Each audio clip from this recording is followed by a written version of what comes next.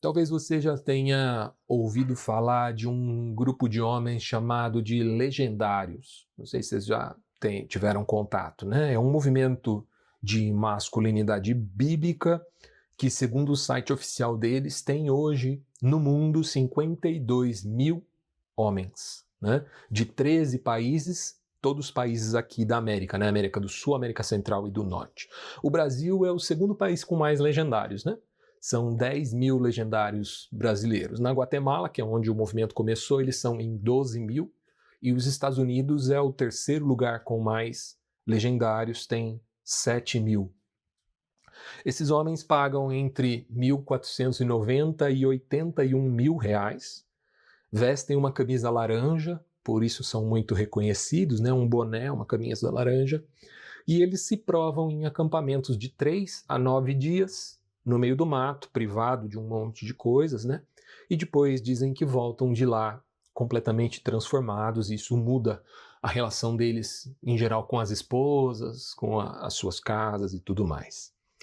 Eles têm um grito de guerra, né? Eles dizem, legendários, o que somos? Eles dizem, homens inquebrantáveis. E eles também repetem o grito Ahu, aquele Ahu, Ahu, Ahu, do filme 300, né? Os 300 de Esparta, que eles traduzem como se fosse um acrônimo de amor, honra e unidade. Alguns influenciadores famosos fazem parte dos legendários e divulgam os legendários, né? Tiago Nigro, que é o primo rico, né? Joel J, que é do Shark Tank agora, né? Era nadador da seleção brasileira, depois virou empreendedor. O pastor David Leonardo, que é um pastor da Hipergraça, bem conhecido também. O Neymar pai, né? O pai do jogador. Pablo Marçal, entre outros aí.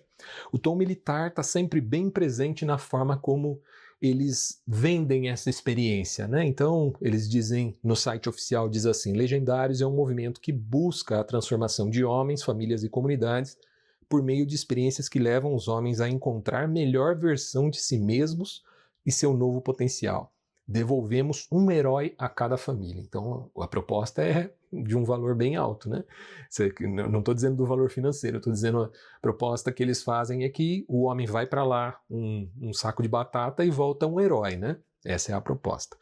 Durante o evento, cada membro é chamado pelo número de registro, né? E não mais pelo nome. Isso tem a ver também com esse tom de quartel, né? Esse tom mais militar que eles querem dar. E eles tratam Jesus como LGND 01. Ele é o legendário número 1, né? Afinal, ele também subiu. Afinal, ele também subiu lá o Monte da Transfiguração e ele é reconhecido pelos organizadores como a maior inspiração no movimento Legendários. Cada dia o movimento cresce mais em tamanho e influência, gerando inclusive algumas versões genéricas dos Legendários. Aqui em Dayatuba, eu tomei contato com um desses grupos que se chama Legacy. Eu estava jogando vôlei com o pessoal que eu jogo de domingo de manhã e tinha um monte de jovem de camisa preta com um logo diferente e tal. Eu fui me informar, era um movimento muito parecido com Legendários, chamado Legacy. Mas será que tudo isso é coerente com o Evangelho, né? A gente está comemorando nesse fim de semana a Páscoa, né? Ontem, sexta-feira, foi Sexta-feira Santa, o dia em que Jesus foi julgado e crucificado. E amanhã é o domingo da ressurreição, né? Quando Maria encontrou o túmulo vazio e, enfim, foi testemunhar para os outros discípulos que Jesus havia ressuscitado.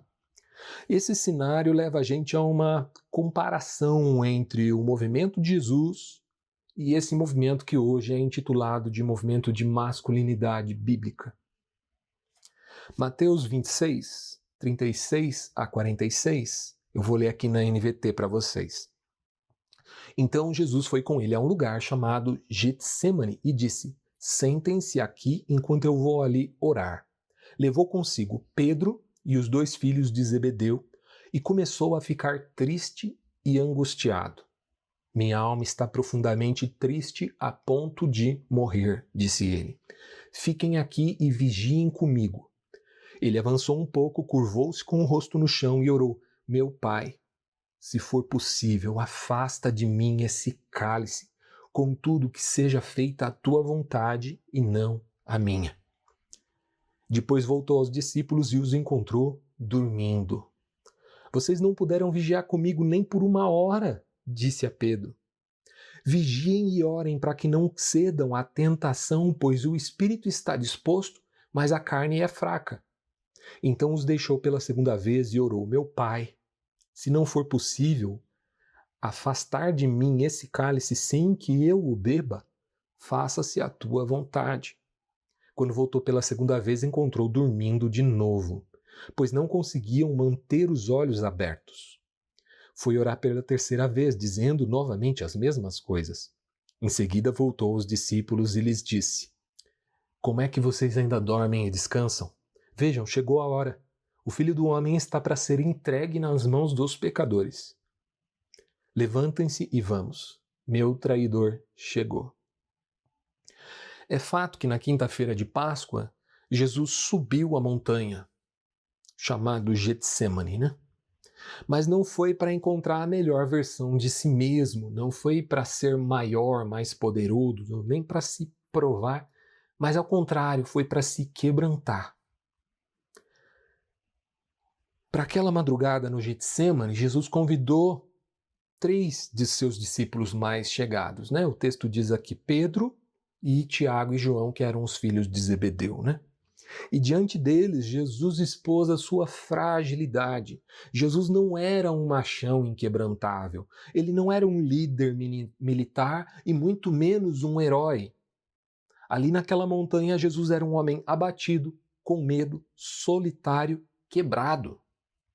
Ali ele suou sangue, ali ele pediu arrego, e enquanto seus amigos dormiam. Ali ele dolorosamente submeteu a sua carne à vontade do Pai. Ali, Jesus traz uma resposta para o questionamento de Jó. Jó 10, de 4 a 6, Jó pergunta assim a Deus: Tens tu porventura olhos de carne? Vês como vê o homem? Os teus dias são como os dias do homem? Ou são os teus anos como os anos de um homem?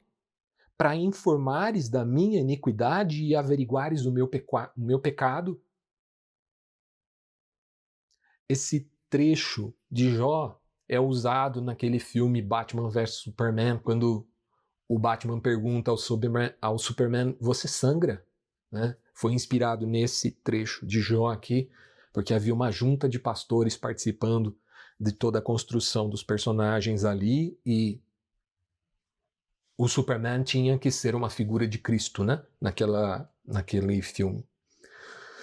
Ao contrário dos legendários, Jesus não subiu o monte para se provar forte, mas sim para encontrar-se com a própria fragilidade e expor essa fragilidade aos seus amigos.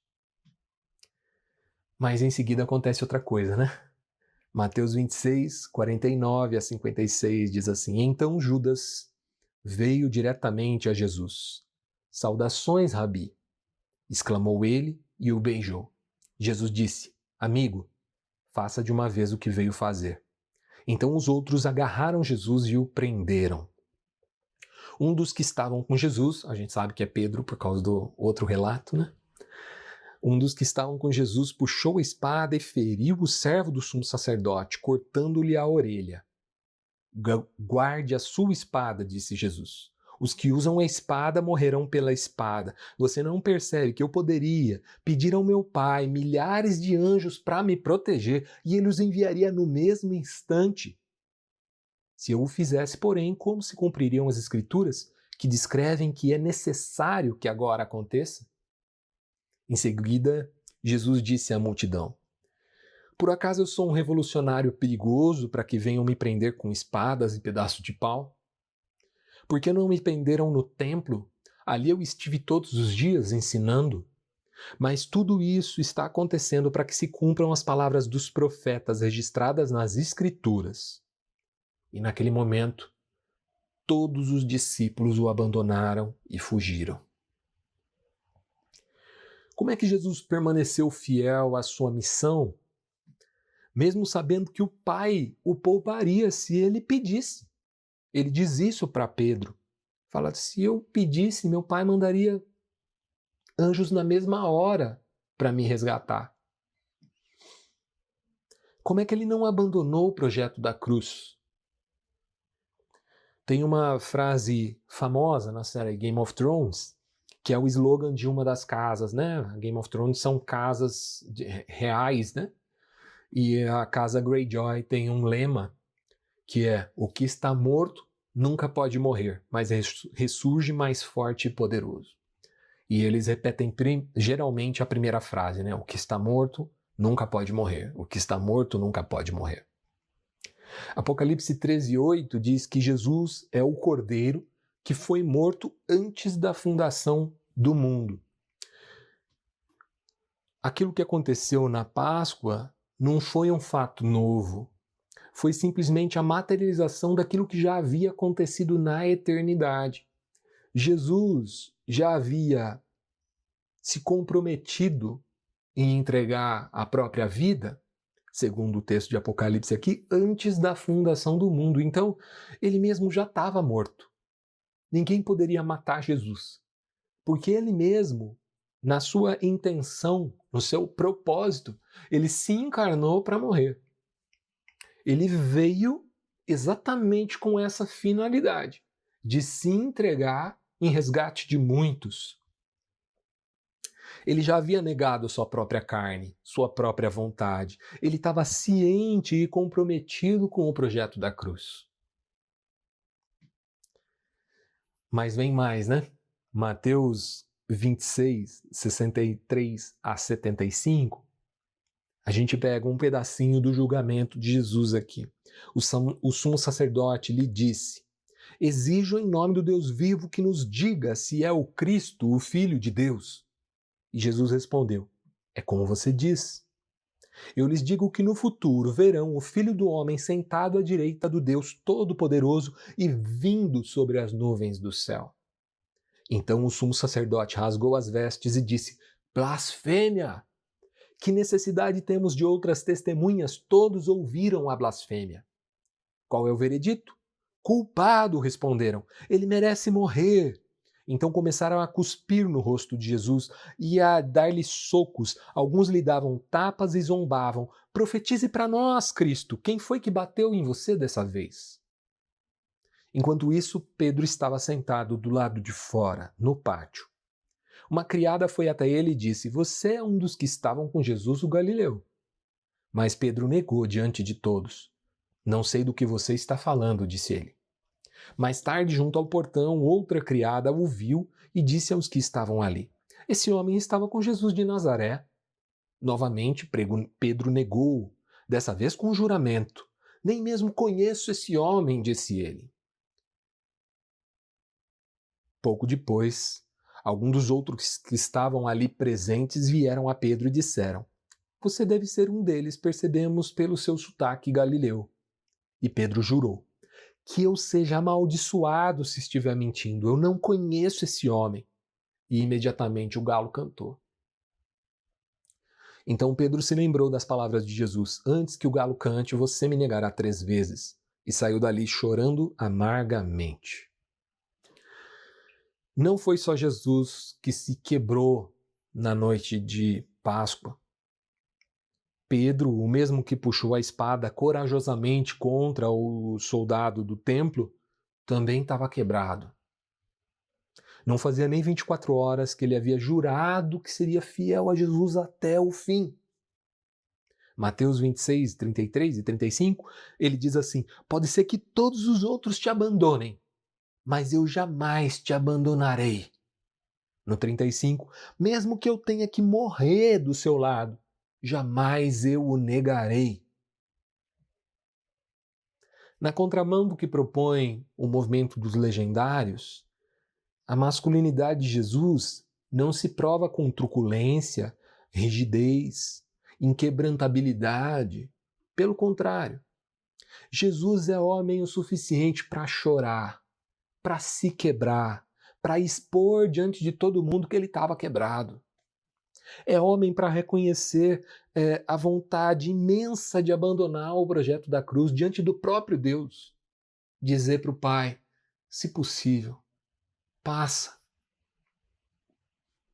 E quando ele se depara com um discípulo machão, o Pedro, que mete a mão na espada e que diz que faz e acontece, Jesus não elogia essa postura dele. Pelo contrário, Jesus confronta Pedro, expondo a sua própria fragilidade. Essa mesma noite, antes que o galo cante, você me negará 3 vezes. Concluindo, todos nós conhecemos essa história, né?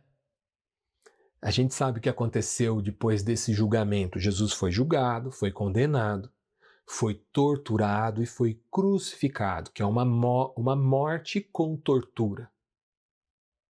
Ele morreu antes do anoitecer da Sexta-feira Santa, né? Antes do sol se pôr, porque logo seria sábado e eles não podiam fazer nada. Então o seu corpo foi guardado às pressas, enrolado num pano e guardado no túmulo de José de Arimateia, que era talvez um dos discípulos mais ricos de Jesus, membro do Sinédrio, inclusive. E no sábado não fizeram nada, porque guardaram o costume dos judeus de guardar o sábado. Mas no domingo pela manhã, quando Maria Madalena e outras mulheres foram até o sepulcro fazer o processo de preparação do corpo, que era ungí-lo com perfumes e tudo mais, elas encontraram a pedra aberta, o túmulo aberto. Marcos 10, 9 a 20. Quando Jesus ressuscitou dos mortos no domingo de manhã, bem cedo, a primeira pessoa que o viu foi Maria Madalena. A primeira testemunha, a primeira apóstola. É isso que quer dizer apóstolo. Apóstolo quer dizer testemunha. A primeira apóstola foi Maria Madalena, a mulher de quem ele havia expulsado 7 demônios. Ela foi aos discípulos que lamentavam e choravam e contou o que havia acontecido. Quando ela disse que Jesus estava vivo e que tinha visto, eles não acreditaram. Depois Jesus apareceu em outra forma a 2 de seus seguidores, enquanto iam de Jerusalém para o campo. Vocês já devem conhecer essa história no caminho de Emaús, né? Provavelmente era um casal que encontra Jesus ali. Voltaram correndo para contar aos outros, mas eles também não acreditaram. Mais tarde, enquanto os 11 discípulos comiam, Jesus lhes apareceu. Ele os repreendeu por sua incredulidade obstinada, pois recusaram a crer naqueles que o tinham visto depois da sua ressurreição. Jesus lhes disse: vão ao mundo inteiro e anunciem as boas novas a todos. Quem crer e for batizado será salvo, mas quem se recusar a crer será condenado. Os seguintes sinais acompanharão aqueles que crerem. Em meu nome expulsarão demônios, falarão em novas línguas, pegarão em serpentes sem correr perigo, e se beberem algo venenoso, não lhes fará mal. Colocarão as mãos sobre os enfermos e eles serão curados. Quando o Senhor Jesus acabou de falar com eles, foi levado ao céu e sentou-se à direita de Deus. Os discípulos então foram por toda parte e anunciavam a mensagem. E o Senhor cooperava com eles, confirmando-a com muitos sinais. A vitória de Jesus não se deu no campo de batalha da materialidade. Aos olhos humanos, Jesus perdeu. Torturado, humilhado, zombado, morto. A vitória de Jesus aconteceu na sua submissão. Na submissão, Jesus venceu a carne, venceu o pecado, venceu a tentação de se provar um homem inquebrantável. Venceu a sua macheza. O Evangelho não é a notícia de que nós somos ou podemos ser melhores. O Evangelho é a notícia de que nós somos péssimos. Fracos, quebrados, perdedores. Mas a graça anuncia que existe para nós algo na ressurreição. Nós aprendemos que isso se chama nascer de novo, né? Eu me lembro de uma entrevista do Bono Vox, muitos anos atrás, eu era pivetinho ainda, e o entrevistador perguntava para o Bono se ele era protestante ou católico, porque essa era uma disputa ali na Irlanda, né? Entre protestantes e católicos. E ele responde: born again. Eu sou nascido de novo. Ele não se importava em se rotular como protestante ou católico, mas se importava em dizer que ele havia morrido e nascido de novo. Ele havia passado pela ressurreição de Jesus. A partir dessa ressurreição, nós caminhamos por toda parte anunciando a todos que a cruz de Cristo também é a nossa, que a vitória de Cristo também é a nossa e que a ressurreição de Jesus Cristo também é a nossa. Nós somos nova criatura, nós nascemos de novo, porque Ele ressuscitou dos mortos. Ele inaugurou uma nova criação, da qual nós fazemos parte. Não é um acampamento de R$ 1.490 na montanha que vai fazer a gente ser renovado, mas é a fé na ressurreição de Jesus Cristo e naquilo que ela produz dentro de nós. Uma metanoia, uma transformação, um novo nascimento. É isso que eu queria compartilhar com vocês hoje. E como de costume, eu quero fazer uma pergunta para a gente incentivar aqui uma troca, né? Bom, a pergunta que eu queria fazer para vocês, para a gente incentivar essa troca agora, no final, é a seguinte. Quais as diferenças que você enxerga entre aquilo que chamam de masculinidade bíblica e o que a gente pode observar no comportamento de Jesus? Quais as diferenças entre aquilo que chamam de masculinidade bíblica e aquilo que a gente pode observar no comportamento de Jesus? E aí podemos, se ninguém estiver falando, você pode direto abrir o microfone, se alguém estiver falando, levanta a mão, aguarda e aí você fala em seguida. Que bom que você chegou até aqui, é sinal que você assistiu toda a mensagem, e se você assistiu toda a mensagem, é sinal que ela te edificou de alguma forma, te levou a alguma reflexão, e queira ou não, esse é o motivo principal da gente estar aqui, gerar uma fé que é forjada na reflexão, no questionamento, na dúvida, tanto que você deve ter notado que no final da mensagem sempre tem uma pergunta para o pessoal que está participando ao vivo interagir, compartilhar novos pontos de vista, trazer contraponto, somar a toda a ideia que foi exposta. Se por um acaso você está assistindo aqui e não viu a reunião ao vivo, você também pode interagir aqui nos comentários desse post ou mandando inbox pra gente. Te interessa participar das nossas reuniões? É muito fácil. Essas reuniões acontecem totalmente online, então você pode participar de qualquer lugar do Brasil pelo Google Meet. Para acessar é só entrar em igrejapresente.com/encontro. Salvo raríssimas exceções, as nossas reuniões acontecem todos os sábados às 20 horas. E aqui todo mundo é bem-vindo, principalmente se você não se sente bem-vindo e acolhido nas igrejas tradicionais. A gente só não é tão tolerante assim com pessoas intolerantes e a gente só não recebe tão bem assim pessoas perfeitas, mas a gente também está aprendendo. Se você quer saber mais sobre a Igreja Presente, dá uma olhada no nosso manifesto, clicando aqui. E se você quer seguir o nosso canal e acompanhar todas as reuniões que são postadas, é só clicar aqui. No mais, seja muito bem-vindo, espero que você se sinta em casa. Um abraço, tchau, tchau!